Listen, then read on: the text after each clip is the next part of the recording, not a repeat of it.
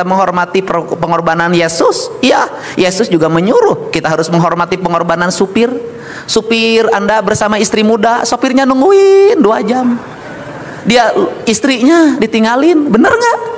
Suaminya lagi nakal-nakal di Bandung Dugem, dak laki-lakinya, sopirnya nungguin di luar. Dia sudah nggak ketemu istrinya beberapa bulan.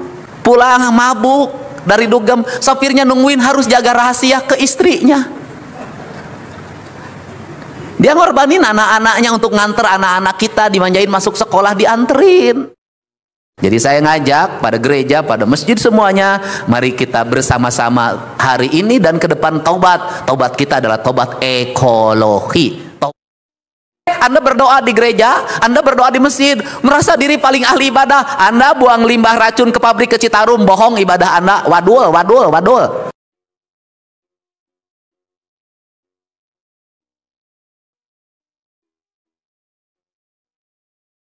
Assalamualaikum warahmatullahi wabarakatuh.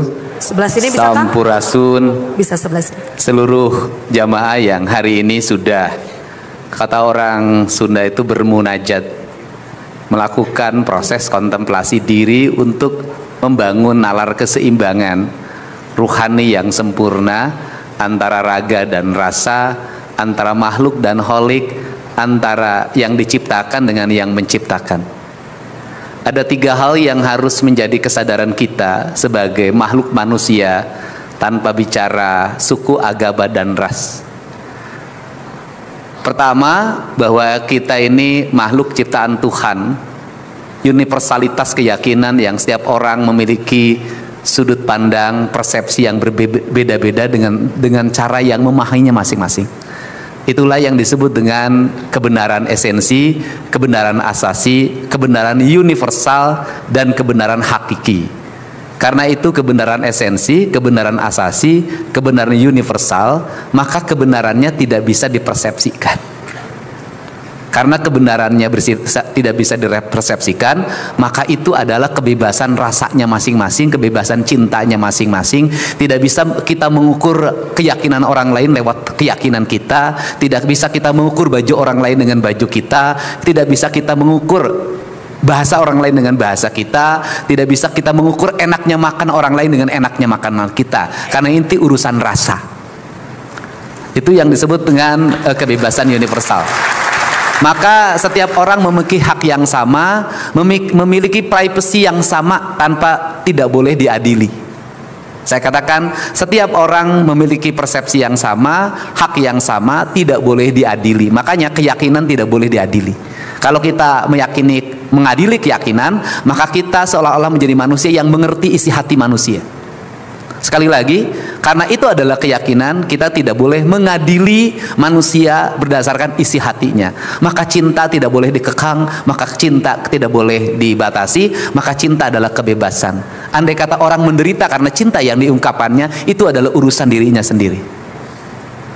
Yang kedua adalah, kita adalah sebagai makhluk bumi. Ini yang ingin saya ingetin pada semuanya. Karena kita sebagai makhluk bumi, maka kita sama hukumnya, yaitu kita harus taat pada hukumnya bumi. Karena taat sama hukumnya bumi, udara yang tekanannya tinggi bergerak menuju tekanannya rendah. Air yang ada di puncak turun ke bawah. Batu yang dilempar ke atas jatuhnya ke bawah. Setiap ditampar rasanya sakit. Kalau tidak sakit, pura-pura tidak sakit. Nah, karena kita makhluk bumi, kita ini setara, kita ini sama, hukumnya sama. Hukum gravitasi itu sama, hukum tekanan udara itu sama, seluruh IPA itu sama ajarannya. Tidak pernah ada pelajaran IPA di sekolah, ini buat Katolik, ini buat Protestan, ini buat NU, ini buat Muhammadiyah, tidak ada. Semuanya sama. Karena semuanya sama, maka deritanya pasti sama. Kalau orang ngebabat gunung habis-habisan, banjirnya kebagian semua. Itu banjir nggak pernah nanya, ini jamaah mana ya? Nggak bisa. Kalau ada virus, maka virus itu menyebar tanpa bicara dia yakin atau tidak, dia agamanya apa, semua orang kena. Karena itu apa sih yang saya usung ketika saya jadi gubernur hari ini adalah mengusung mari kita kembalikan cinta itu adalah kembali beragama berdasarkan keyakinannya, itu hak pribadi masing-masing. Tapi kalau berperilaku harus sama, bertindak harus sama karena ini urusan bumi, karena ini urusan dunia. Karena urusan dunia, maka bagi saya ketika tadi saya mengamati ya kan, bagaimana memahami Nabi Isa alaihissalam dalam pemahaman saya itu atas pengorbanannya, berani mengorbankan dirinya demi keberlangsungan umatnya, demi keselamatan pengisi buminya. Dia berani disakiti, dia berani menjadi orang yang ikhlas tersakiti, kemudian dia pergi dalam keadaan tersenyum, tidak dalam keadaan meringis. Paham itu saya. Itu kalau kata ini, kalau orang Sunda, ini saya ngomong orang Sunda nih, orang Sunda itu puncak spiritualitas tertinggi itu adalah dengan membuat sesajen, gitu loh. Sesajennya bunga-bungaan, kemudian bubur merah, bubur putih, dan yang tertingginya itu bikin bakakak ayam. Bakakak itu semuanya terlentang. Dia menyerah dengan seluruh pasal, seluruh jiwa raganya, tanpa ada sedikit pun dalam dirinya rasa takut, rasa nyeri, rasa apapun. Itulah pengorbanan yang tertinggi. Jadi pengorbanan manusia yang tertinggi adalah ketika dalam dirinya sudah pasrah. Nih kalau gitu kan, itu kan pasrah. Orang Islam juga pasrah gitu loh. Jadi orang yang pasrah itu sudah, kata orang Sunda begini, ini nanti bisa ditafsirkan. Perasaan nggak ada tafsirnya.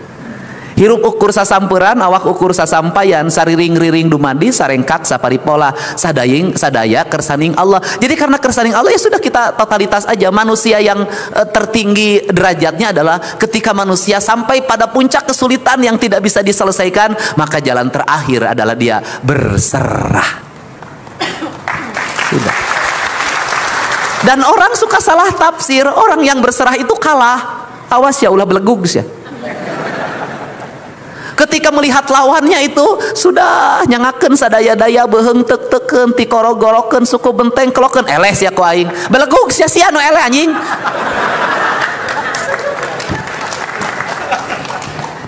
Yang kalah itu ketika orang sudah begini latus masih begini merasa paling hebat, kamu yang kalah, dia yang menang. Maka berhati-hatilah ketika kita menyakiti orang yang orang itu tidak melawan. Hati-hati. Kenapa? Dialah pemenang dari sebuah pertarungan. Hari itu memang seperti dia tersakiti, hari itu dia kalah. Tapi ingat, seluruh semesta menyaksikannya dengan penuh cinta dan rasa. Kau akan dihancurkan pada suatu saat akta kepongahan. Wow. Makanya kalau di wayang itu selalu siapa sih orang yang kalau disakitin itu tidak pernah melawan Semar. Mangga jangakeun gamparan juragan abdi nun sadaya-daya. Nggak ada tuh. Di kita terbalik, yang menang itu si anjing, awas ya tesian eleh. Nah itu makanya tiluhi-tiluhinya mengajarkan itu, mengajarkan penyerahan, mengajarkan kepasrahan. Sama Islam juga mengajarkan kepasrahan, totalitas disebutnya. Nah karena ini bumi, maka saya ngajak pada semua nih yang merasa mencintai Jawa Barat, yang merasa mencintai Nabi Isa alaihissalam, Bapak dan Ibu bilangnya yes Tuhan Yesus, sudahlah. Betapa bumi ini disakiti oleh kita semua. Tanah ini kan ibu kita, sebutnya ibu pertiwi. Orang Sunda nyebutnya Sunan Ambu. Betapa kota Bandung itu begitu sakit. Tanah digali, disimpan beton. Apa tanah nggak sakit? Orang Sunda tuh sebenarnya nggak boleh. Dia harus di atas, nggak boleh ada yang tersakiti di tanah itu. Itu orang Sunda. Tapi saya baru setengah Sunda, setengah modern. Nah, kemudian betapa air itu sakit. Itu Citarum sudah di atasnya ibu kandungnya, yaitu pohon-pohon yang rindang dan besar tuh dibabat habis, kuno hayang benghar, geus benghar anger teu benghar-benghar. Kenapa geus benghar teu benghar-benghar? Sudah duitnya banyak masih ngemplang terus, makin ngerampok terus, masih nyuri terus, masih ngambil hak orang terus. Ari sia rek modarna sabaraha ribu tahun deui isukan ge paeh. Udah sakit, Pak. Terus turun lagi ke bawah, sakit lagi, nu modal kasusukan. Limbah rumah tangga deterjen dimasukin ke air lagi. Kemudian limbah pabrik ke air lagi. Anda berdoa di gereja, Anda berdoa di masjid, merasa diri paling ahli ibadah. Anda buang limbah racun ke pabrik ke Citarum, bohong ibadah Anda. Wadul. Kenapa? Anda berbuat tidak baik. Mencuci barang tambang dengan merkuri. Anda uang itu disumbangin ke gereja, Anda uang itu disumbangin ke masjid. Orang tahu menyebut Anda adalah ahli ibadah, ahli sosial, orang dermawan. Tuhan mengutuk Anda. Anda telah menutup kejahatan Anda dengan kebaikan. Kejahatan tidak bisa ditutup dengan kebaikan. Tidak bisa. Catatannya tetap ada, hukumannya tetap ada. Yang ada hanya menjadi tolak bala saja. Bohong kalau bisa dihapus, nggak ada. Hutang di bank bisa dihapus, dosa nggak bisa. Tetap harus ada tebusannya, harus ada nanti dicuci dulu. Ngenah wae bisa digratiskan, nggak bisa. Nah, ini saya ngikutin. Nah, apa sih problem Indonesia, problem Jawa Barat hari ini adalah dosa pada alam. Sudah, titik. Udah. Itu dosa pada alam. Ini rusak, Pak. Ayo. Sudah. Anda tiap hari rekreasi ke puncak, oh asik. Di puncak, ya, puncak itu tempatnya ente, tempatnya pohon, diganti jadi pila. Banjir, Pak, mati orang di Cisarua, sengsara di Bekasi, sengsara di Jakarta. Anda menjadi ahli ibadah? Tidak, Anda adalah pembuat kerusakan. Jadi saya ngajak pada gereja, pada masjid semuanya, mari kita bersama-sama hari ini dan ke depan taubat. Taubat kita adalah taubat ekologi, taubat pada yang kita telah menista ciptaan Tuhan, yang kita tidak mengerjakan sebagaimana fitrah penciptaannya. Kenapa? Hidup pengen harmoni, hidup pengen damai. Orang kaya punya rumah di kota Bandung, punya rumah di Jakarta, ada kolam renangnya, ada salonnya, pakai lift naik ke lantai atasnya, kamarnya gede, kamar mandinya segede lapang sepak bola. Ya kan, ruang TV-nya ada, ruang keluarganya ada, rumahnya nggak pernah diisi. Kalau Jumat dan Sabtu pergi ke gunung, kalau Jumat dan Sabtu pergi ke gunung, berarti rumah yang megah pakai AC itu tidak membuat Anda damai. Tetap saja tempat yang terbaik untuk menyepi adalah gunung. Lahirlah healing. Siapa yang suka healing? Orang-orang agar eling. Healing itu orang-orang agar eling. Karena apa? Karena orang-orang yang eling hidupnya senantiasa tenang, tentram, dan damai. Karena dia eling pada tiga: eling ka Gusti, eling ka diri, jeung eling ka sasama hirup. Sing areling urang kabeh teh. Terakhir, kita juga harus ini, saya ngingetin juga, berpasrah. Kita harus menghormati pengorbanan sopir kita. Udah, kita menghormati pengorbanan Yesus. Ya, Yesus juga menyuruh kita harus menghormati pengorbanan supir. Supir Anda bersama istri muda, sopirnya nungguin 2 jam. Dia istrinya ditinggalin, bener nggak?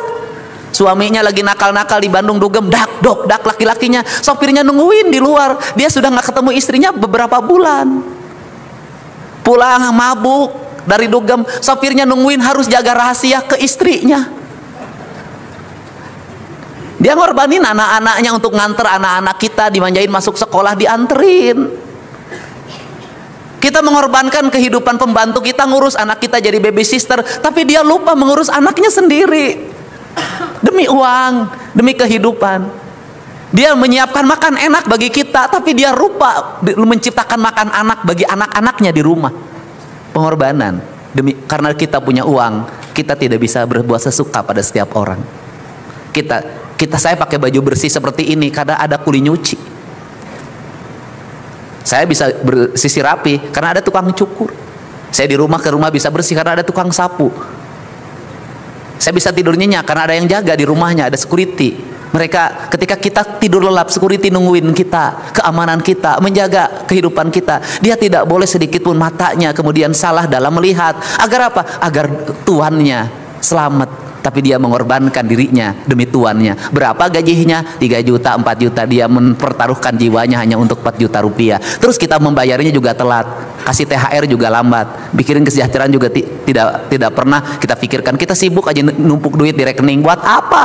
Tuhan Yesus tidak ngajarin itu pada umatnya. Dia mengorbankan jiwanya. Ada ngemarin duit buat membantu aja susah. Ke gereja harus ada makna bagi rumah. Saya yakin jamaah di sini adalah jamaah yang baik-baik terhadap para pembantunya, para asisten pembantunya, security-nya, pada siapapun. Nah, kalau seluruh jamaah dimanapun sudah ngajarin ini, sudah deh. Jawa Barat gemah ripah, repeh rapi, subur makmur. Udah hidup ini damai, tenang, tentram, udah. Wajahnya tenang kayak wajah saya walaupun hidup tanpa istri. Bahagia. Kenapa? Karena saya menemukan jutaan istri dalam setiap waktu yang memeluk saya, mencium saya dengan penuh dengan cinta. Anak emak. Nah, itu nih hunggul aing mah. Jadi itu sajalah ya. Saya tidak pernah ragu dan tidak pernah merasa takut bertemu dengan orang yang berbeda keyakinan. Gitu loh. Tapi saya akan selalu menghindari bertemu dengan siapa? Orang-orang pelit dan orang-orang serakah. Saya nggak mau ketemu sama mereka. Takut ini negatifnya pindah sama saya. Tapi kalau sama orang-orang baik seperti ini, mudah-mudahan baiknya menangisnya bukan hanya ketika beribadah, tapi menangisnya juga di rumah dimanapun senantiasa menangis demi kemanusiaan. Karena Nabi Isa alaihissalam akan menyukai seluruh jamaahnya yang mau berkorban seperti pengorbanan yang dia lakukan. Aduh. Terima kasih. Mudah-mudahan saya tidak diangkat jadi pendeta karena ceramah ini. Jadi pesannya, Go Green itu bukan cuma tren ya Bapak Ibu, tapi gaya hidup, benar ya Kang? Iya. Betul ya? Pokoknya jangan beli skincare mahal-mahal selama gaji pembantu masih murah. Siap.